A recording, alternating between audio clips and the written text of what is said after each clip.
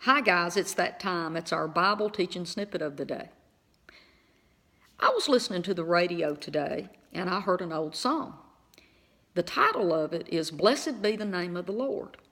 Now, I like the title of that and that one little verse. And the music that's written that goes along with it is pretty good too. But that's probably about all the good things that I can say about that song.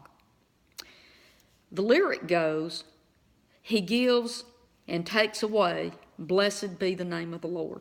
This song is all written around the idea that God gives us good things, but then He's mean and He takes them away from us too. He gives us good, but He takes it away from us. And I've already talked to you about that. God is not the one doing all of this to us. But let me say this. What happens when we hear songs that sound good and the music's good, but it's teaching us the wrong things about God? We sing it out loud and we write that wrong thinking on our brain. So I start singing out loud that God gives, but then He takes away. Then I hear that a baby has died, and the first thing I want to say is, well, God took the baby. See, that's a lie. That's not true. Okay, I have to teach you a little bit about this song. This song comes straight from the lyrics of this, comes straight out of Job chapter 1, verse 21. Okay? And here it is. This is Job talking. This isn't God talking. This is Job. Job says, I was naked when I came out of my mother's womb, and naked I will be when I return. The Lord gives and the Lord takes away. Blessed be the name of the Lord.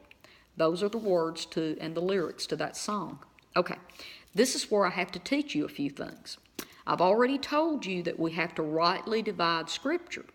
We also have to rightly divide and understand the difference in an old agreement or covenant and our new agreement that we live in now through Jesus.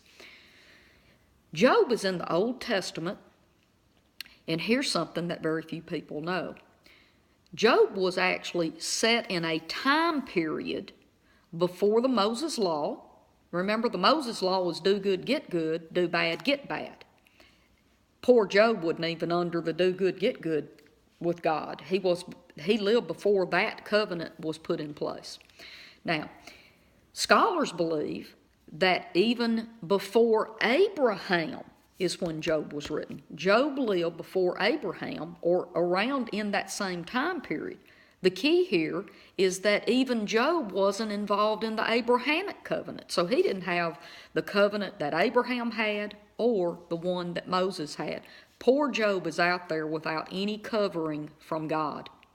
Now, let me tell you, Job is saying this because he lacks revelation and knowledge about God. The poor guy does not know God the way that we do because he didn't have the Bible in front of him, okay? I wanted to show you something that very few people understand. Job is the most misunderstood book in the entire Bible. Most teachers will just grab a scripture and run with it and make it sound like whatever they want it to be. Did you know Job says all of these different things about God, and watch this. God finally shows up on the scene.